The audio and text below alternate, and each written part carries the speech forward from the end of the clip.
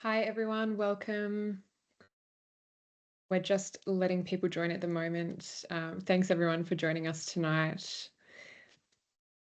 We'll give everyone a few seconds just to keep joining in before we kick off.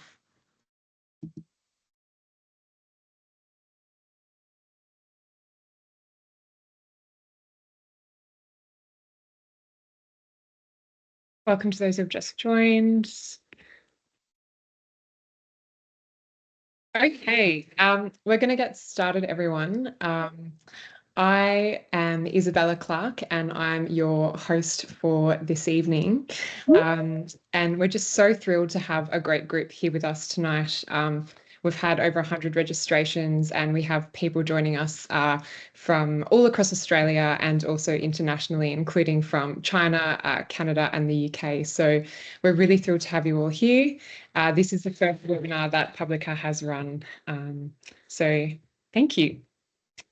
So my role here with Publica is as the Assistant Director, and I'll just start us off by giving us a bit of background about who Publica is as an organisation for those who are not already familiar with Publica. The Publica is a not-for-profit Christian policy and advocacy body, and our mission is to strengthen the social fabric in Australia through close-knit communities, friendships, and strong families. And we exist to address issues with the social fabric that we are currently dealing with in our society today, to talk about these issues and to present solutions to them. So I also just want to give a bit of background on why we're focused on the issue of loneliness. This has been a key focus for us here at Publica over recent years. It's because loneliness has become a really pervasive problem in our society. It's also become a growing issue for groups that we don't typically associate with loneliness. So young adults, for example, aged 18 to 25 are now shown to be the loneliest age groups in Australia. So we have a growing problem in this area. We're also experiencing a lot of challenges with other extremes on the social fabric, like struggling families and a youth mental health crisis. So as an organisation, we exist to address these problems and tonight, we wanted to bring together 3 experts on the topic of social isolation and loneliness to talk about this further, to help you to understand this problem more deeply, and to hear from people who are actively involved in implementing solutions to this problem. So I'm going to just give you a background on our speakers before I hand over to them. So our first speaker this evening is Patrick Parkinson. He is our Executive Director here at Publica, and he is going to set the scene for us, the problem of social isolation and loneliness. Our next 2 speakers after Patrick will be Sheridan Voysey and Nic Mackay, and they are both currently working in the implementation space and are working on developing and implementing programs, helping people to have connection and belonging. So if you've joined us tonight, whether you're a community leader, a church leader, or just an interested individual, our hope is that you would our hope is that you would understand the loneliness epidemic that we're facing in a bit more depth, and that you would come away with some ideas and understanding about how we can start to address these problems in our community. So I'm just going to hand over to our first speaker. Sorry, and I will just note as well a couple of housekeeping issues first. Just note that this session is going to be recorded. We've had multiple requests for the recording, so we are going to record. If you don't want to be filmed, please turn your camera off.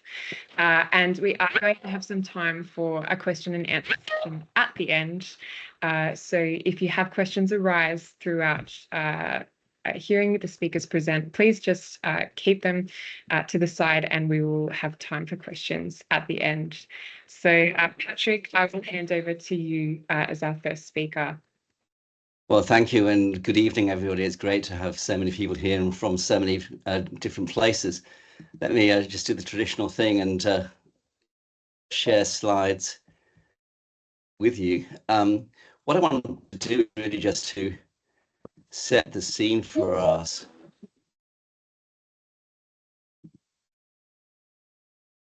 In terms of what's happening in the community and some of the why it's happening as well. And the theme, as you know, is what can churches and community groups do to tackle loneliness? And I want to get to that at the end, but of course, hand over to Sheridan and Nic to talk about some very practical things that churches and community groups can do. So let me set the scene with a slide from a study in 2018 called the Australian Loneliness Report. And what you have here, it's a little bit difficult to see all the small print, but you have a number of questions people are asked about how they feel. How often do you feel that there are people who really understand you? Nearly a quarter said that rarely was that the case, that they felt that people really understood them. And about 5% who never experienced that. How often do you feel part of a group of friends? 23% said rarely, 6% said never. How often do you feel, how do you feel that you have a lot in common with the people around you? 22% saying rarely. How often do you feel you can find companionship when you want it? 20% said rarely. How often do you feel close to people? That should be a real indicator of where people are at in terms of social isolation. 19% said rarely did they feel close to people, and so on. And that gives you a sense of how big the problem is. To put it into perspective, with a population in Australia of nearly 27 million, we have something the order of 5 million or more who say that they rarely feel that people understand them. And 20% of that population saying that they don't feel close to people. That's how dramatic the problem is. This is another slide from the same study, and it gives you another picture of what's going on.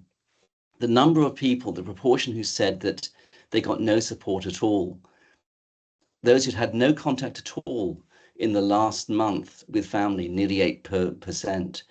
Those who had no contact with friends, 8%. Those who had no contact with neighbours, 34%. And when you look at the question of, well, can they talk to somebody about private matters? 17% said they couldn't talk to family, and 12% said they couldn't talk to friends. And as the sources of help, well, similar sorts of problem. Tim, somebody is saying not seeing slides.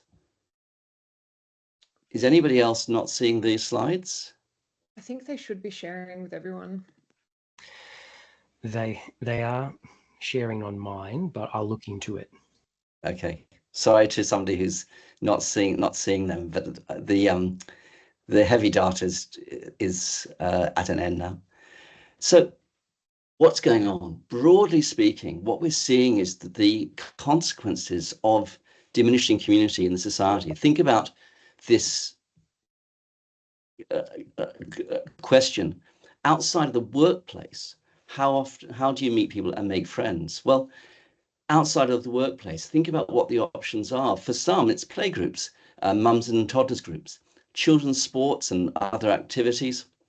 Often you meet people through that on the side of the football pitch or whatever it is. Parents and teachers associations. Sometimes you make friends because of your children's friends. They come over for play dates, you get to know mum and dad as well. And of course, there are other ways. There are our neighbours, and there are a few adult clubs and societies, but they've diminished over time. There are sports clubs, Rotary and Lions, but they have significantly declined over time. So think about what's going on here. If you are not somebody who's got kids, if you're not somebody who's part of a family, outside of your workplace, you actually have very few points of connection with other people, unless you get on well with your neighbours, or you're in adult sports, or you're one of those very few people who joins clubs like Rotary and Lions. That's the extent of the problem and what we need to try to address. Now, if you then say, well, churches are part of the community, they provide a sense of belonging to people who have a faith or are willing to give that a go. But even in the church, you see some of the same patterns we've been talking about. A lot of churches are family-centric. What I mean by that is that if you think about the groups that they run, they typically revolve around families again, which is terrific if you've got kids or you are a kid. But for others, it can they can feel left out. So you have churches often run play groups, and mums and toddlers groups do a great job with that. Sunday school, holiday clubs for kids, youth group of course, which goes to 18. But then it all stops. And you typically don't have in many churches much else for those who are adults attending. There are usually activities in large churches for seniors, and many churches encourage people to join home groups. But we generally have a family-centric church, and up to half of the church community may well be single, separated, divorced, widowed. So you've got a model which used to work for most people, but doesn't work terribly well in the modern age. So that's part of what we are dealing with. So if you look at the question of what if you're single, divorced, or separated, where are the points of connection that you have? Well, university used to be an important one, but increasingly that's moving online. In our latest paper, we've pointed out that only 20% of post-secondary students attended exclusively face-to-face classes in 2022, only 20%. And what's happened is that the university has gone increasingly online, and it's become a bit of a sort of commuter university. So you listen to your lectures online, if you listen at all. I speak from experience. You go to seminars because that's where you get a lot of the content, but you might commute into your seminar, commute out after that. You might go to university campus on Tuesdays and Thursdays when you have your seminars on. But if there's a group which is meeting on Mondays or on Wednesdays or in the evening, where a lot of the student organizations are going to be working outside of class hours, you don't connect with them. And this is something that universities are really struggling with, how to build community in what is increasingly an online and commuter sort of environment. Then you've got workplace friendships. Well, 6% of young Australians earned income from gig work in 2022. This is our latest paper on why so many young people are lonely. 56% doing various sorts of gig work. And that can be great in some ways, but it has a lot of instability associated with it. And there are fewer opportunities, obviously, for workplace friendships if you're in and out or just doing a gig here and there. And of course, the COVID-19 pandemic accelerated the whole remote working from home thing. That's beginning to change back, but I think it's fair to say changing fairly slowly. Well, what about neighbours? Well, yes, neighbours can be terrific sources of friendship and community. But if you're in the rental market, there's a real likelihood that your position in that community is pretty unstable. If you're a single mum, you may well find that you form friendships with the other mums around the place, but then your lease ends, your landlord wants to sell the house, whatever it is. And that may mean not only moving streets, but moving communities, moving schools, with all the disruption that involves. You may not have much in common with your neighbours either. And then what if you aren't in work or studying? 12% we found in our latest paper, 12% of 18 to 24-year-olds were neither in work nor study in the 2021 census. Now think about that. 12% of that age group, not in work, not in study. Where are they? Well, about half of those probably are unemployed. They are looking for work. Some of them are on disability benefits of various kinds. The highest group of that would be intellectual disability, but mental health disabilities are increasingly prevalent and are causing people to go on to disability benefits for the long term. And that's a really crushing thing if you're 20 years old. And there's an unknown group who are living with parents or possibly with others without receiving any income support at all. If you're living with somebody supported by them, you may not be getting any benefits from the government whatsoever. So you can see that if you're single, divorced, or separated, to take those groups in particular, your points of connection are really quite limited, unless, as I say, you are involved with groups of some kind, church or otherwise. Well, who are the loneliest groups in the society? Well, we've begun to talk about them. 18 to 29-year-olds are probably the most lonely group of any in society. That seems extraordinary. We've always thought of the elderly as being most vulnerable to loneliness, but there are reasons for this. Delayed family formation, average age of first marriage, about 29 for women, about 31 for men. That's first marriage we're talking about. There may have been intimate relationships prior to that, which haven't lasted.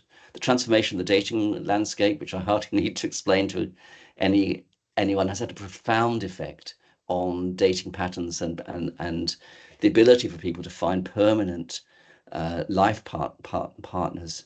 And there's all sorts of challenges in relationships that we know about, sense of disposability. When you've got such a broad field of choice of those who you see just a picture of on social media, it can be very hard to then narrow that down to build long-term permanent relationships with that one special person you really want to find. And there's a sense of disposability. In terms of de facto relationships, even with kids, they break up at roughly 3 to 4 times the rate that marriages do. They're inherently unstable. And all of this has a real mental health impact on that group, in that high levels of depression, anxiety, and that creates a feedback loop, because if you're depressed and if you're anxious, you're less likely to be able to get out there and meet others and make friends. So these are some of the challenges that age group faces. Internet and social media usage, obviously a very, very big part of the picture. Young women in Australia, we found from data, age 14 to 24, spend nearly 2 hours a day on social media. And the paradox of all of this is that while we're connected to so many people, we're actually connected to so many fewer people, because the more you engage in relationships and activity online, the less you spend face-to-face with people. So relationships, shopping, organizing travel, entertainment are more and more conducted in isolation rather than in community. And what we're seeing, I think, with the digital age is a fear of spontaneity. You find so many young adults who are scared to use the telephone. And why? Because it's instantaneous communication. You need to respond to somebody. Whereas on a text, well, you can think about it for half an hour or a day, or spend, endless amounts of time agonizing over the exact words to reply to somebody. That may be a liberation, but it's also a prison. And this is one of the reasons why Jonathan Haidt and many others are saying that high levels of internet and social media usage are really damaging relationships and community. Real benefits, but real problems too. Single, divorced, and separated men. Men in midlife are highly vulnerable to loneliness, and they're a neglected group. To give you some data from Tasmania, a survey done in 2006, separated men were over 13 times more likely than married men to experience serious loneliness. And why? Well, what so often happens is that once you move beyond the single years, you marry, you partner, you have children, increasingly what happens is that friendships are built around the woman, the mother in the family. She's the one connecting through play groups and play dates and school and so on. And it's very, very difficult for friends to remain friends to both people when they separate. Often if the separation is very difficult, then it can be impossible for people to retain friendships with both. And so what you often find is that divorced men are the ones who are on the outer, finding it very, very difficult to maintain the friendships that they once had. Low incomes, if you don't have the money, you're not going to be able to do the things that people with more money can have. So what can we do to rebuild? Let me give you a few ideas, and Sheridan and Nic will take it further. First of all, we have to recognise, I think, the limits of what government can do. Constantly when we have a social problem, we say, oh, the government must do more. The government must find money for this. But these constant calls for more spending tend to go unanswered. And why? Because there's so many other demands on government funding, and there will be increasingly into the future. So it's unsustainable to keep asking government to do more when it's a community role and a community need. But it's also undesirable, because what we're seeing, I think, is the professionalization of caring. And the more that that's professionalized, the more we're driving volunteers out. So if we're looking at government to provide solutions, then I think we need to think smartly about funding as a catalyst for volunteering, as a catalyst for community groups to build volunteer organizations. And we need to take a holistic view of government clients. A good example of this is the child support scheme. I was privileged to lead a review of that scheme in the mid-2000s. And when it started off, they would be focused on getting money out of recalcitrant dads. But after a while, they realized that this was counterproductive. What they really needed to do was have an attitude of supporting fathers, non-resident parents, to engage with their children and to want to provide money for them. And so they produced booklets on going through separation, trying to help people go through that difficult time. It's a small example of how a holistic view of their clients as people with a range of problems really did help change the culture somewhat, at that time anyway, in the Child Support Agency. And there's lots of points of connection that governments have. There's health services, employment centres, disability service, family relationship centres, counselling services, and so on. There's lots of ways this can be done. And churches can be real hubs of community connection as well. Young adult groups, friendship courses, which Sheridan will be talking about, workshops for separated and divorced people, groups that do not require faith as a condition for entry. That's really important. A lot of people won't be able to join a church if it's only talking about faith. But if it's talking about faith in the context of their other needs, well, that's a different story. So those are some of the ways in which we can help. We need to look at barriers to organised activities, particularly the discouragement of volunteering. That's a big subject that one we could talk about. We're increasingly putting burdens on volunteers, which discourage them from volunteering. But let me end by saying that loneliness is a public health issue. There's a terrible physical and mental toll from profound loneliness.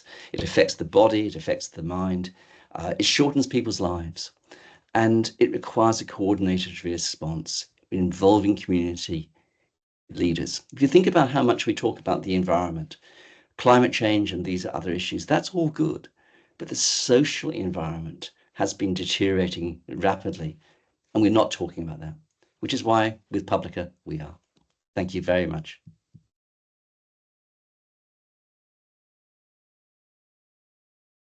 Thanks so much for that, Patrick, and for highlighting the vulnerable groups that we have in society around loneliness and the impacts of it. It really highlights how important it is to target our approaches to addressing this issue to those particularly vulnerable cohorts, and also thinking about the critical transition times in people's lives when they do become more vulnerable. And, I'm even reflecting, as a young person on the fact that, we're seeing such changing demographics in our culture and society around being able to form marriages and being able to form families, and they've traditionally provided social structure and containment around us. But for many young people these days, that's no longer necessarily a reality or a possibility, or these things are taking a much longer time than they used to. So without those things, it becomes even more important that we make sure we have strong friendships in our lives and other strong relationships while we have such delayed kind of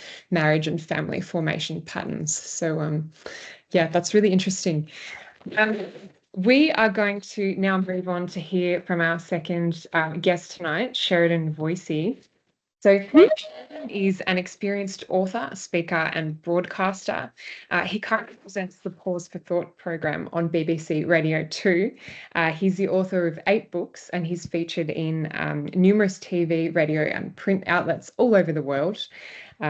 Sheridan's an Australian, but he's currently based over in the United Kingdom, and he has most recently founded a new program called the Friendship Lab, which is about to launch in early 2025. So, Sheridan, thanks for joining us. Patrick's just highlighted a problem, Sheridan, that you saw years ago, which led you to develop and pilot the program that you just have called the Friendship Lab. I'm hoping that you can start by telling us more about what the Friendship Lab is. Do we have Sheridan on the line? Sheridan, may I ask you to unmute yourself, please?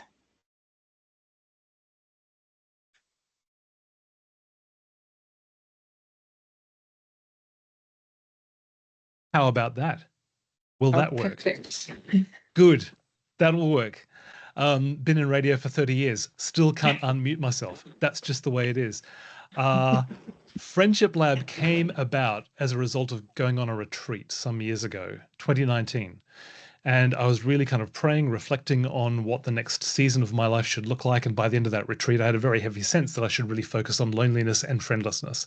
And at that stage, I thought I would do just what I normally do. I go and write a book, and then after that, might do media on it, or might develop a course or something from that.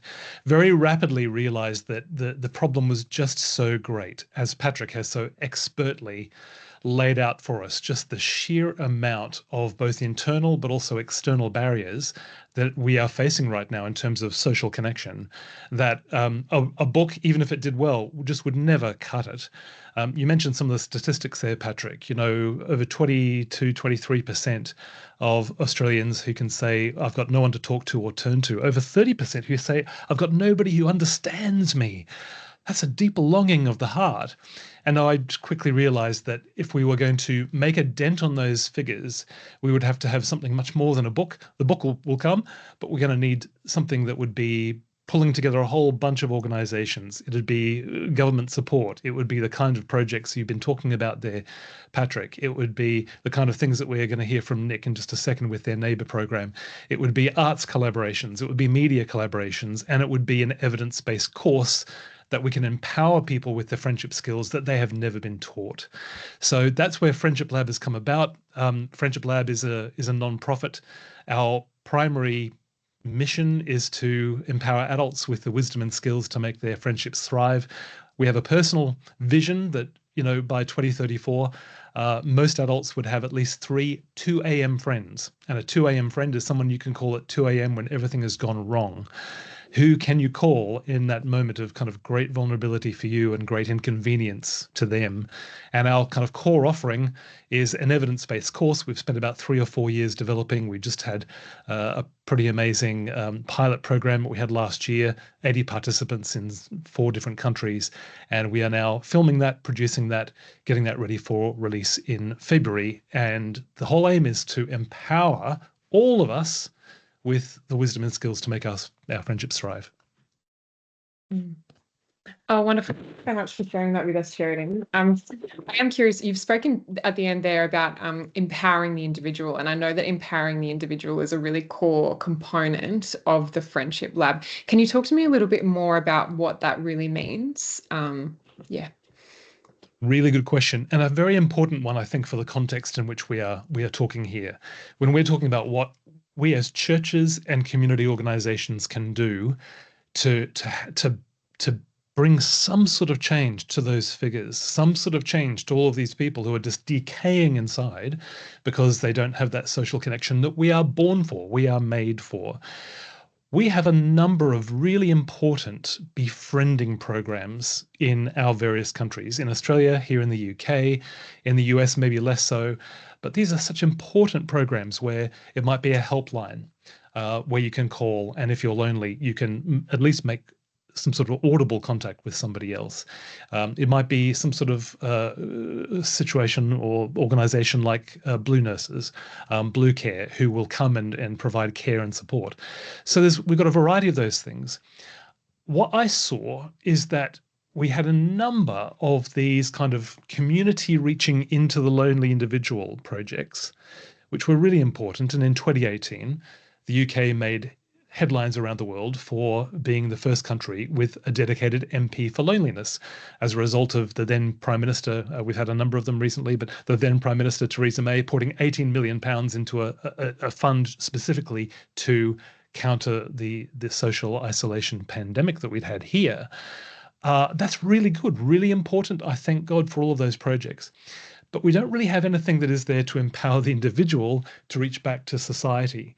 And I think that maybe we can talk about this more as the seminar goes on. One of the key things for us as churches and organizations is not to come to the rescue of the lonely individual. We will burn out quickly. And I speak to enough church leaders, community organizations, small group leaders who are just kind of going, whoa, I'm doing the best I can, and I'm kind of running out of social capital here myself. What we can do is provide an environment in which people can come and then be empowered to do the relational work that they need to do to reach out to others. So it's not just about us coming to rescue people, it's about empowering people so that they can build the relationships that they need in all kinds of different directions. And we as churches and community organizations are already there on the ground, having connections with these people, being a resource for these people. The church is one of the last organizations that brings a variety of different people from different backgrounds and walks of life together regularly. We've got an amazing opportunity, but then empowering them to reach out to others. And that's going to be a really key, well, it is a real key value for us at Friendship Lab. Thanks so much. I think it's wonderful that you have such a focus on empowering the individual, because it means that it's almost a much more sustainable approach, isn't it? Like, as you said, a lot of churches and a lot of, social workers and community organizations that reach out to people become so overwhelmed with demand, and there are so many capacity issues, and these problems are only growing. So it's wonderful and refreshing that you have such an approach of sustainability, really.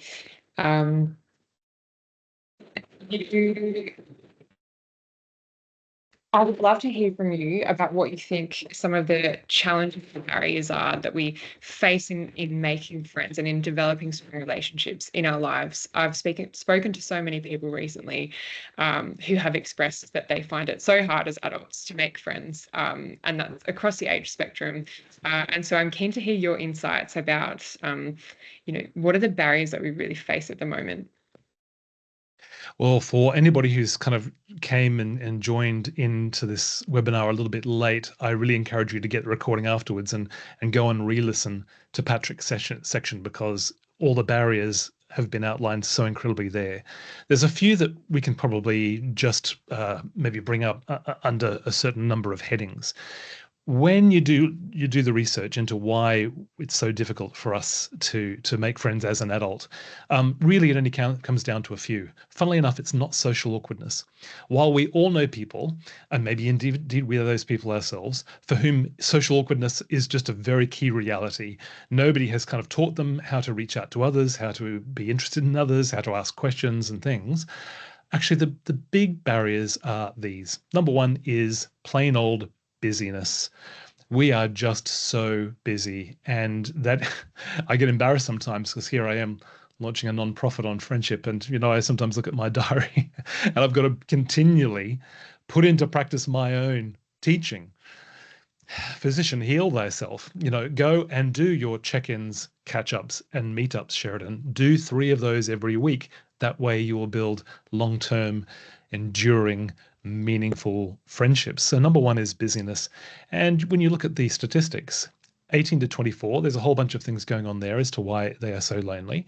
But then the next biggest loneliest group happens to be kind of 30 to 54. So you think about what's going on in that age group. You've probably got marriage by that stage. You may well have kids by that stage. You may well have moved cities for work. And so you've got a whole bunch of things that have taken you maybe outside of the circles you were in. And before you know it, you've got to restart again, but then you haven't got much time left or energy left when you've got work and family that are taking basically 95% of your energy and maybe a bit of church on Sunday. So that's a key one. Second one is mobility. I've lived in 5 major cities in 2 countries. So here I am, I'm right in the heart of that. Whenever we move towns, move cities, move countries, move places, there are only a certain amount of relationships when we uproot them that are going to survive when we go and replant them. Now, you can do it, and we cover that in Friendship Lab in the course. You can actually make long-distance friendships really thrive, but it takes a lot of intentionality and it takes a lot of work, but it's absolutely valuable. Some of my closest friends are in Australia, even though I've lived here in the UK for 13 years. The third major barrier is shyness. And so you go, okay, shyness, right, that makes sense. However, I think shyness can be a superpower when it comes to friendship, because most shy people actually are closeted, incredible superpower listeners. And so if we can harness that ability to listen well, you're already 60% there in terms of being a really good friend to other people. Now you just need to be a little bit more engaging. We need to teach some skills on how to make meeting, how to give a confident invite, how to do that in a way that you're not going to fear rejection or anything like that, and how to share yourself, how to share your own story so we get to know you as well. We can work with shyness. The busyness and the mobility, those are the ones that we really need to tackle. And then, of course, you have mental illness and you have drug addiction and drug problems and other substance abuse that also come into the major barriers as well. But we can do that. What we do need to do is get intentional about our skills, because nobody has taught us how to maintain and deepen friendship. It's always been assumed that it would organically come. It doesn't organically come once you leave university. It just doesn't. Mm. Thanks. That's really helpful. I was listening just earlier, actually, to one of the lead researchers from the Harvard Adult Development Study, which, for those who don't know, is the longest piece of research done to track people's kind of long-term life outcomes and happiness. And they looked at what the key to happiness was across something like 75 years. And the result was that strong relationships were the main predictor of health and happiness. But it also found that having those strong relationships didn't just happen by chance. It very much relied upon intentionality and upon people actively, having a lot of intention and focus on maintaining those relationships and doing the work that was required. So I just think it's wonderful that the Friendship Lab is a way that people can be intentional, or that organisations can create a pathway for people to be intentional. So Sheridan, can you just kind of, last question for you, could you tell us a little bit more about how you see the Friendship Lab being integrated into kind of existing organisations, or used by groups like churches or any other community groups? Thank you for the question.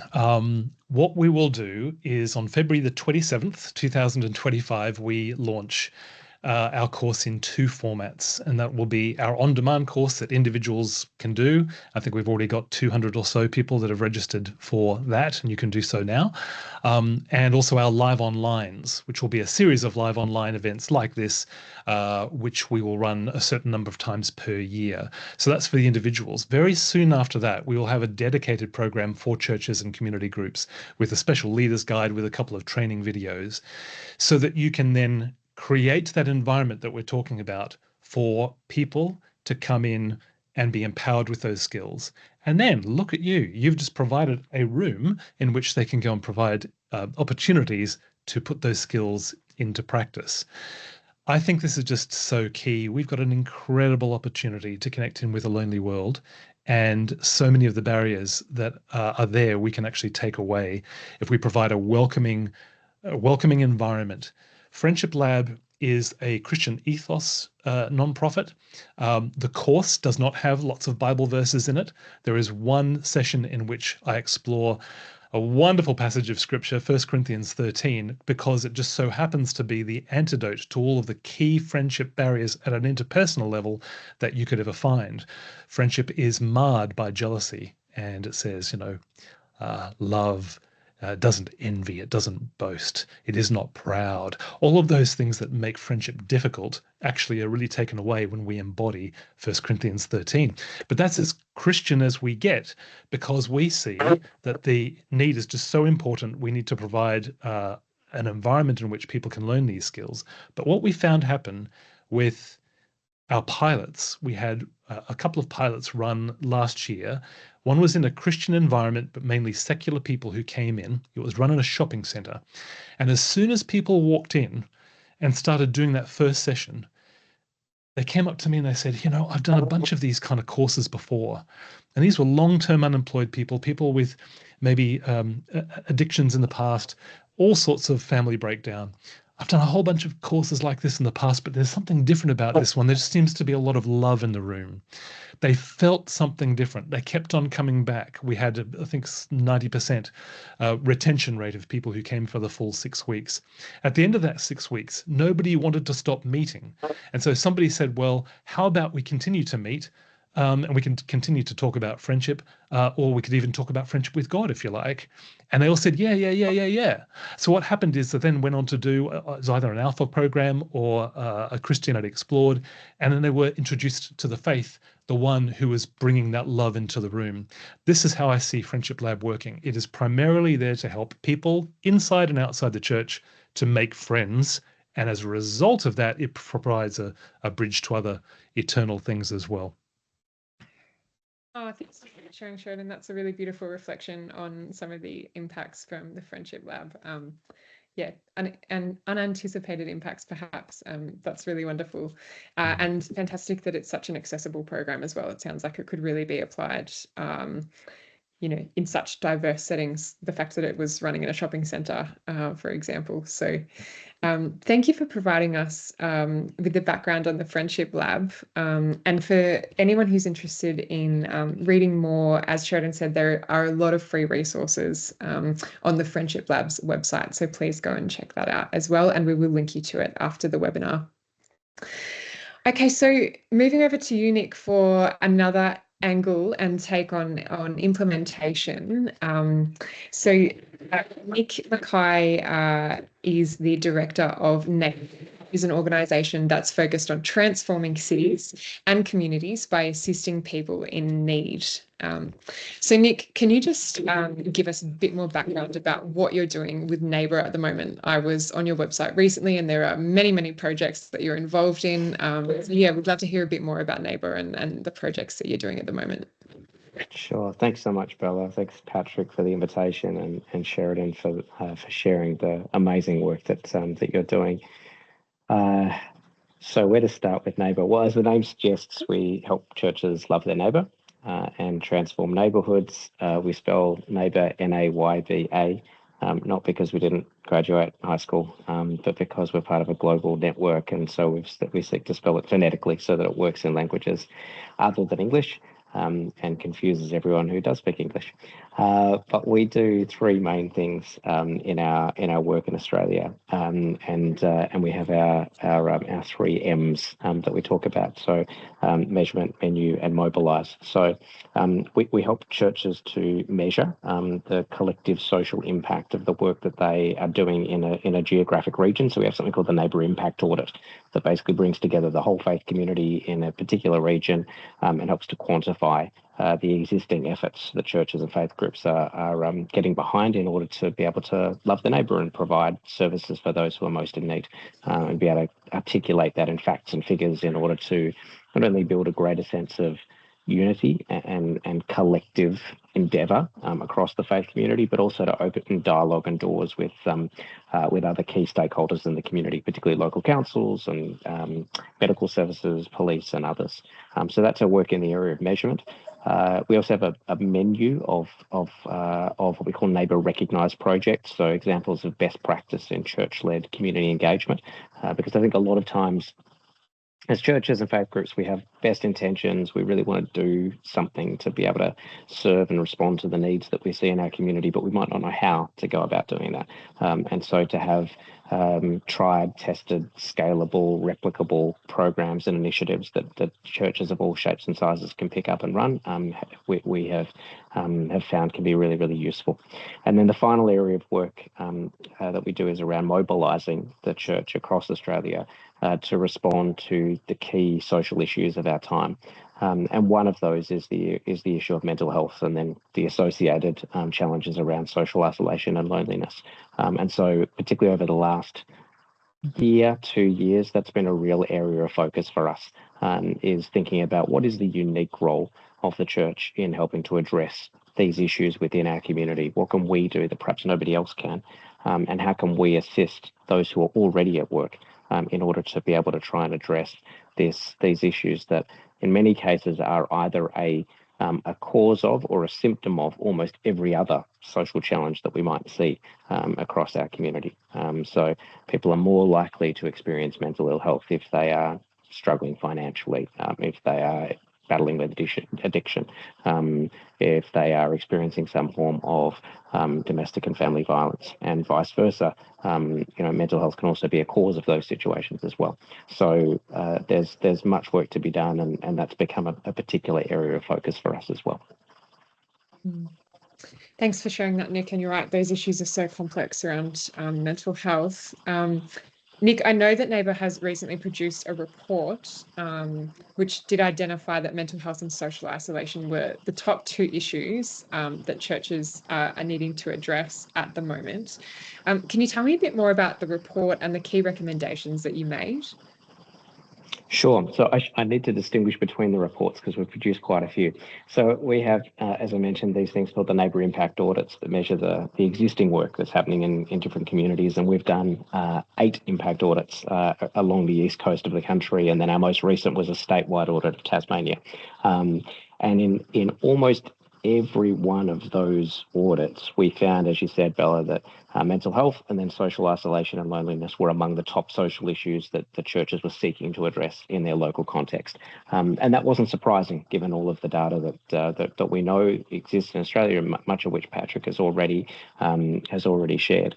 And so with that in mind, we then decided to do a specific area of research around this issue of mental health and related issues of isolation and loneliness to try and understand, well, churches know that they should be doing work in this area. They want to be, in some cases, they're endeavouring to, but many of us aren't sure what exactly we can do in this context that is unique and that is specifically part of our call and the invitation that I think God gives us in order to be able to impact our communities in this way.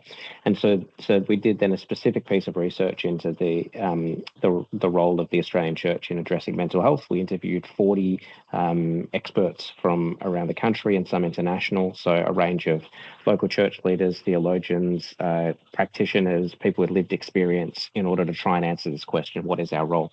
And the fascinating thing was that the number one finding really of our research wasn't a silver bullet solution or even a series of programs that we should run, but rather it was, I think, an exhortation for the church to just be the church. And what I mean by that is that time and time again, the people that we interviewed said that the most helpful thing that we can do as followers of Jesus is to walk alongside others in the ups and the downs of life, and just to be that faithful presence, not to try to necessarily fix people or take on that role or responsibility ourselves, not to try and take the place of professionals and necessarily all train within a church context to become mental health practitioners, psychologists, psychiatrists, as much as that's a beautiful and incredibly important thing. Some of us may be called to it, but isn't necessarily everybody's responsibility. Rather, the invitation, I think, that we are now exploring with a number of churches across the country is, what does it look like for us to just kind of be like, to be more like Jesus and just come alongside people on the road and the journey of life, and to walk with them. What does it look like for us as churches to create spaces where people feel welcome, communities where people feel a sense of belonging, and then relationships where people actually can experience the love of Jesus, whether that's explicitly or just implicitly in terms of the way in which we engage with others. And particularly that last area, I think, around relationships speaks so clearly to everything that Sheridan has shared about, basically just being friends with people, as profound and at times challenging as that might be. Thanks, Nic. That's a great picture of the church being so well placed to provide such wonderful informal social support in combination with the professional services that exist as well. Nic, why do you think that the church is so well placed to provide these types of supports? It's a good question. Simple questions are always the hardest ones, eh? Why are we so well placed? I think there's probably a few reasons that we are. One is because if we have experienced the love,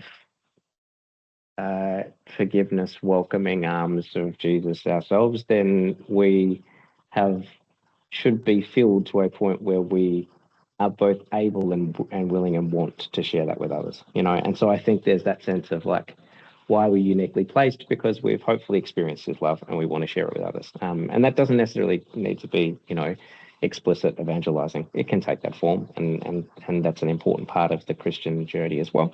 But I think just being there for others, and as Sheridan was saying in that example of the pilot that they ran, like there's something different, or at least there should be.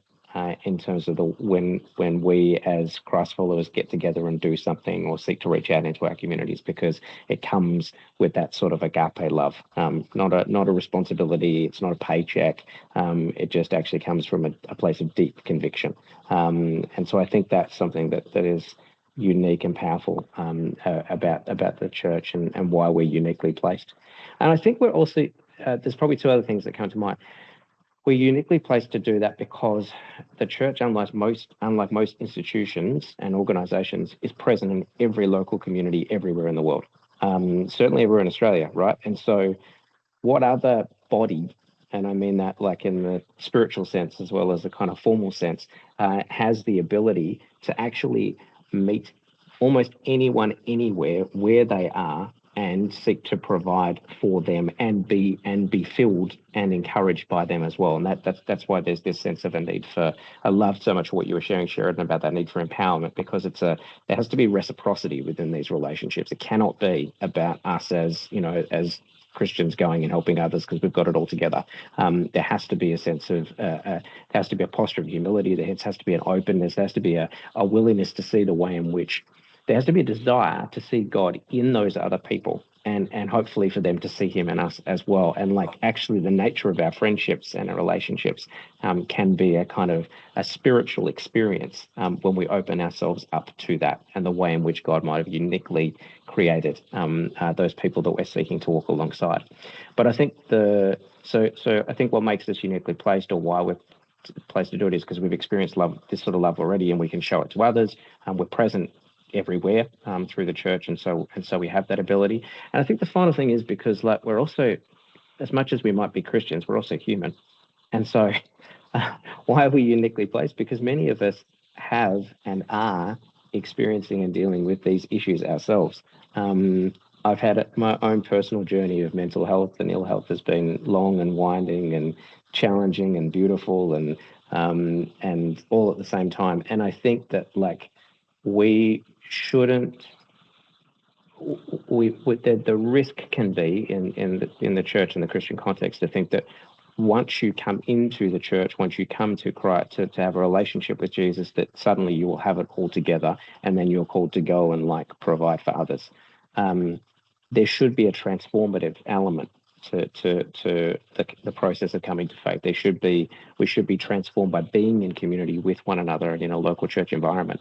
But the statistics tell us that just because of being a person of faith, just because of becoming a Christian, doesn't inoculate you from the struggles that are common to all humanity. And that is actually a blessing, because it empowers us and reminds us of what it means to live in this world, which in many cases comes with huge challenges. And it is often, I think, out of our weakness and insufficiency and our brokenness that we're most able to serve and witness to others and be served and witnessed to by them as well. And so probably part of the reason the churches and Christians are so well placed is because we're all just people trying our best, as imperfect as we are, to kind of walk and navigate this journey of life. Oh, Nic, thanks for sharing those reflections and even that reflection upon your own personal experience as well. And yeah, it was a great reminder as well that, the church, or there's no other organisations, in Australia that have a presence in as many towns as what the church does. So that's a really unique feature of the church, and its capacity to reach society. Okay, we have a few minutes left, Nic. I will just quickly look at the social prescribing pilot that NAYBA is conducting at the moment, or is just about to get off the ground. So, Nic, we know that one of the findings of your research report was to think about how we can use a social prescribing program, but most of us are not really familiar with what social prescribing actually is. So could you give us a brief background on what social prescribing is, and how you envision it being used in Tasmania? Sure. I'll try my best. Patrick articulates it far better than I do, but I'll give it a go. So the concept of social prescribing actually originated, or at least I think has been made popular in the UK as well as in the Netherlands as well. And really what it suggests is that it was birthed, I think, particularly out of the health sector, where a bunch of GPs and health professionals were seeing people, particularly older people, who were presenting on a consistent basis, and they actually weren't necessarily sick physically, or even necessarily dealing with mental health issues. They were actually just lonely, or they were seeking or they were isolated in some way, and they went to the doctor because this was an opportunity to have some sense of social connection, regardless of whether they needed it in a medical sense or not. And so, what began was a series of conversations, I think, within the medical profession about, well, how can we refer people? How might we be able to give prescriptions to people, in inverted commas, for the things that they really need? Because some people who are coming to see us don't need medication of some sort. They don't need to see a psychologist necessarily, though they might. But one of, or their main need, is actually a greater sense of social connectedness, or opportunities to connect in with existing community-based services that provide for the social, emotional, material, potentially even spiritual needs that they might have. And so this idea of social prescribing is really about how empowering professionals, particularly medical professionals, to be able to refer people in need to the social services, existing community services that can actually provide a greater sense of holistic well-being and healthcare for those who might be struggling. What's really beautiful, I think, about the evolution of the concept of social prescribing and why it's been of such interest to us as NAYBA and here in Australia is that that idea of referring and connecting people doesn't just need to come from the health sector, though I think it should. It can come from anywhere in the community where professionals or paid folks are actually engaging with people that they see are in need, and recognise that those people need more than what they are able to offer in their professional capacity. So we talked earlier about the role of the church as providing a greater sense of connection and community and friendship. A professional psychologist, or even a counsellor in a school, or someone who's a kind of social worker in community housing, they can't do that. They can't be friends necessarily with the people that they see. They can't then provide a sense of ongoing community and connectedness. And necessarily so, there are necessary professional boundaries in place to protect everybody. But what that means is that a bunch of the people who are coming into contact with those who are in need because they're dealing with mental ill health or isolation or loneliness aren't able to provide for all of the needs that those people have. They can't provide a holistic model of healthcare and wellbeing for those who need it. And so our hope as part of a kind of a broader movement, I think, of social prescribing that is growing and emerging in the Australian context, is to ask the question, what would it look like for the church and for local churches to play a key role in a holistic model of healthcare in Australia? And so starting in Tasmania and in one particular local region in Tassie, we haven't yet decided, it probably will be on the northwest coast, but we're yet to decide. How can we connect all of the amazing community services that we know churches and faith groups are already providing, which we've picked up through our audits? So many of these sort of services that provide for the social and emotional and spiritual and material needs that people have. How can we connect those with the professionals in various domains, whether it's health or education or community sports or social housing, and basically join the dots so that those who are in need actually get holistic support and care that they need in order to flourish. So we're going to try a few things. We're going to learn from a bunch of people who are already doing amazing work and are potentially doing social prescribing, even if that's not what they're calling it. And we're going to hopefully find something that is both context specific and helpful for Tassie, but that which can be scaled not just across the state, but potentially across the country, because our broader vision is to think about what it would look like for the church to be very much at the centre of every local community and a key provider of care that is trusted and that is valued by local communities and that is sought after when people are struggling. So yeah, it's an exciting possibility that lies ahead, and we're hoping to figure out what it looks like over the coming months and years. Thanks so much, Nic. As you say, it's, there is so much wonderful work being done by many churches already all across the country, and it's often not necessarily known to community or to other community service providers. So that's fantastic if there's a way for social prescribing to ensure that people are able to kind of access services that the church is already offering. We know that because of declining church attendance, that has the potential to just get worse. So this is a wonderful way to think about doing things differently. Can you tell me what you perceive the role of government in this to be, if any? I think the role of government it probably depends on the level. I'd say like at a local government level, we've had a lot to do with local mayors and councillors, and I think they play a key role in connection and sometimes like the support for initiatives to happen at a local level where people live most of their lives. At a state and federal level, I think probably the greatest role for government is around providing the policy framework and the kind of the right kind of environment or ecosystem in which social prescribing can grow and develop and discover what it should look like in the Australian context. So almost like in providing that enabling environment and also perhaps joining some of the dots between existing providers and stakeholders. So I think government's an important piece of the puzzle, but as Patrick said earlier, I don't think they're the answer. I actually think that the answer, or at least they're not the whole answer. And to be clear, neither is the church. I think we all have a very important role to play. And it's when we recognise what our role is and seek to do that in collaboration with one another that I think we'll see real results. So that's going to be a key part of the process. Great. Thanks so much for that, Nic.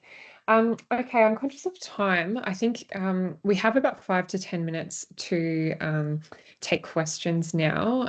If you have a question for either Patrick, Nic, or Sheridan, please feel free to either pop it into the chat and we can read it out, or else if you'd like to just raise your hand using the Teams, the raise hand function, we'll call out to you and you can ask your question on camera.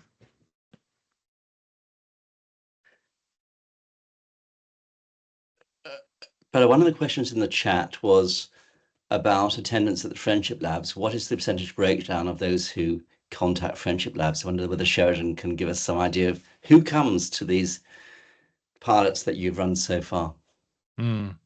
Yeah, so of course, we've just done the pilots so far, so that's all the data we have, but it was somewhere around 60-40 female-male split, which actually is pretty good when it comes to the male contingent. We know that females in general are much better at just one, recognizing the need, number two, then acting on that need when it comes to this whole area of loneliness and friendship. So we got a little bit more work to do when it comes to men, but 40% tracking wise is not too bad. We just need to do more of it.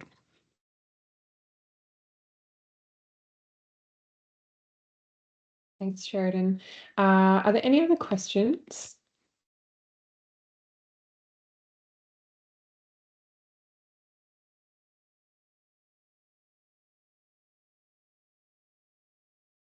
That's unexpected.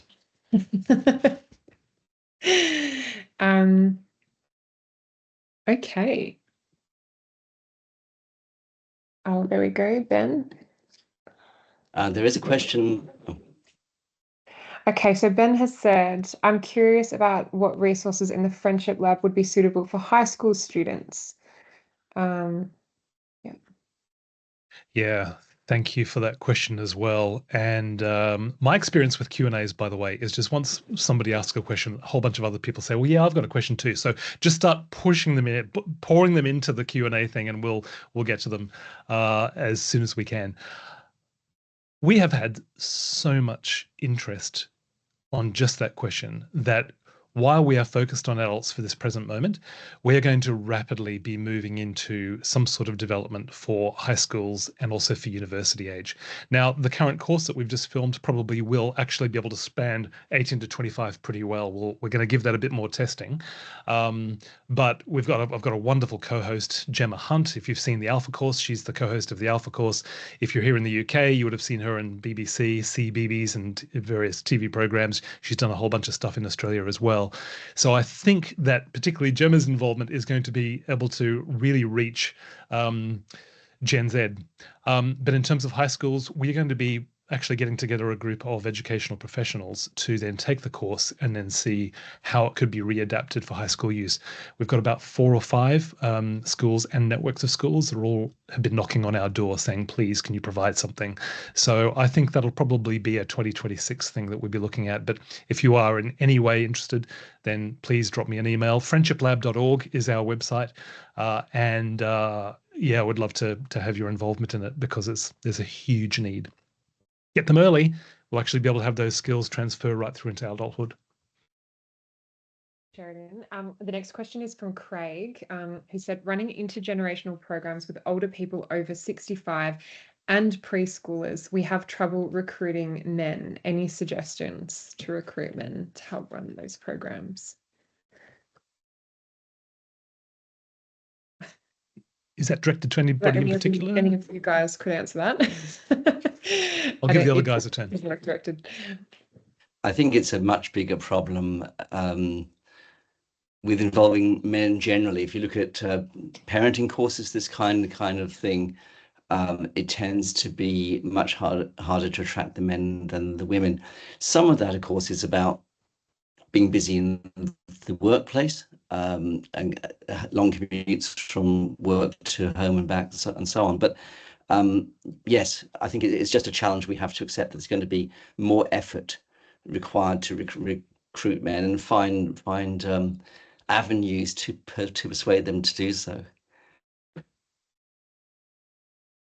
Thanks, Patrick. Next question is from Chris Jones. So can Nic comment more on the relationship between services funded by government, provided by church agencies and the local church?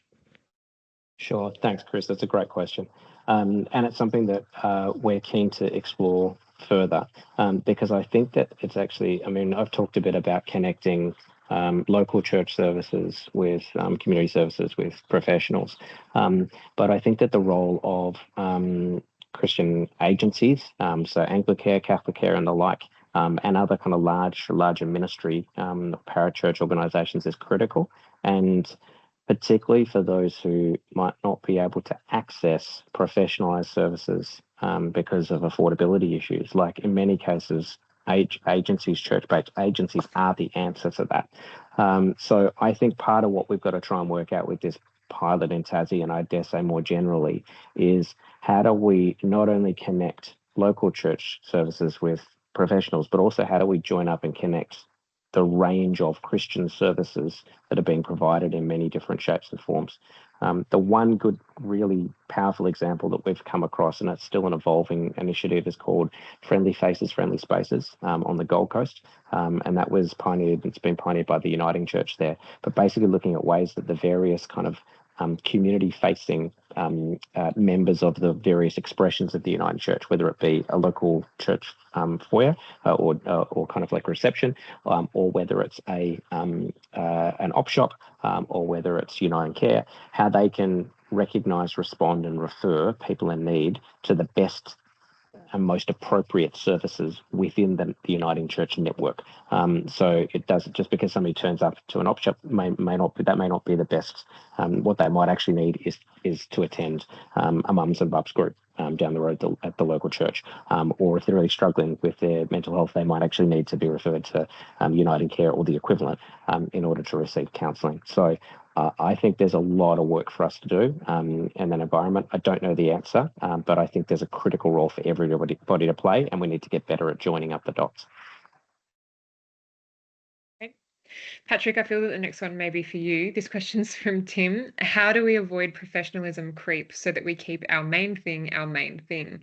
Harvard Flourishing Project seems to indicate that our uniquely spiritual and religious activities are very beneficial.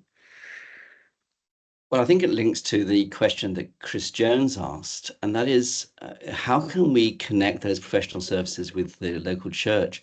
One of the things I think we have to do is to avoid that professionalization of feeling that it's somebody else's job to do the caring.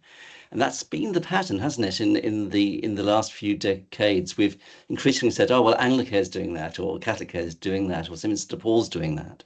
And it hasn't been seen as a function of the local church to provide that care and support. So I think there is a need to have those conversations about how churches can support their welfare organizations and vice versa, as a way of making sure that we avoid that professionalization of caring. The other thing is, I think we've got to look at the barriers to volunteering. And they are quite considerable. I've been concerned about child protection training issues, because very often you see that every church and every organization has its own training program, but they don't actually cross accredit to each other. So somebody might have to do 3 or 4 different training programs in order to volunteer. And there are legal barriers to volunteering too. By treating them like employees, I think we're creating problems in recruiting volunteers. So these are some of the issues, Tim, that we are thinking about in Publica. Certainly, I think we need to be thinking about more. Okay. All right, we're going to take one last question. So Ben's just posted one in the chat for Sheridan. Do you have any suggestions for helping low socioeconomic people and families that are working multiple jobs to connect with others meaningfully, overcoming the business barrier? So key, isn't it? This is where I think local churches, community groups, mums groups, dads groups, all of those things, running Friendship Lab will be really important, because it's providing that connection point at the touch point where somebody who is just, like you said, working multiple jobs just to bring enough income in to pay the rent, look after the kids. It is just so difficult. We have to be really creative problem solvers when it comes to time management, I think. And one of those things is, how can we combine activities? So, okay, you've got kids, you have to take them off to school. Is there some kind of way in which you can friendify that moment taking the kids to school? Can you carpool, see people that way? After school, when you're walking the kids back from school, can you arrange some sort of joint play date afterwards, so that then the kids go off to play and you get to sit down and talk with this person and develop a friendship that way? We all have to do our shopping together. What about if we were to reimagine joint shopping trips, where we all go on a Thursday night or whenever it might be, and you go off, you go and get your shopping, I go off and get my shopping, or we go together, go up and down the aisles, have a little bit of a chat while we're doing it, have a coffee afterwards. It's somehow providing that opportunity for the three main ingredients for friendship to happen: time, talk, and activities. And when we're so time poor, I think we can start with those activities and say, is there a way I can invite somebody into that activity with me, even if it's something very banal, very mundane, like shopping, like commuting, those kinds of things. Otherwise, here's the other thing with all of this. Even those of us who are very, very busy with multiple jobs, the research says that our average use of social media in Australia is over 5 hours a day. 5 hours of social media, streaming video, and things like that. All I'm suggesting is we take 10 seconds out of that 5 hours and send a little check-in text to our friend. We take 10 minutes out of that 5 hours and send a quick catch-up call, quick video call, or indeed take 1 hour a week out of that 5 hours a day and have a lunch with somebody. We actually do have the time. We just have to be disciplined about how we spend the rest of our time. Thanks for that, Sheridan, and thanks everyone for asking questions. So we will wrap up now, but just before you go, a final word from us here at Publica. So over the next 6 months, Publica has an ambitious agenda. We would love to continue doing more work in the area of social isolation and loneliness. We also would like to do some more work on issues around youth mental health and family structure. And we run a wonderful research internships program here at Publica, and we would love to put on a number of new research interns. But we do have an ask of you. We are a not-for-profit, and we do rely upon donations from people like yourselves to support us and to ensure that we can continue to do the work that we're doing. So we would ask that if you have any capacity to give towards Publica, that you would consider doing so, and it would be so appreciated. We love doing the work that we do here at Publica and want to keep doing more. So if you do have capacity to donate, then we have a donations page on our website. We will link you to that after the webinar, and we'll also provide resources to access Sheridan and Nic's organisations as well for you to look further at what they're doing. Thank you so much for attending tonight, and to each of our speakers, Nic, Sheridan and Patrick, and also to our wonderful team here at Publica. Tim Fries has been instrumental in putting on this event tonight as well. So thanks everyone, and have a lovely evening.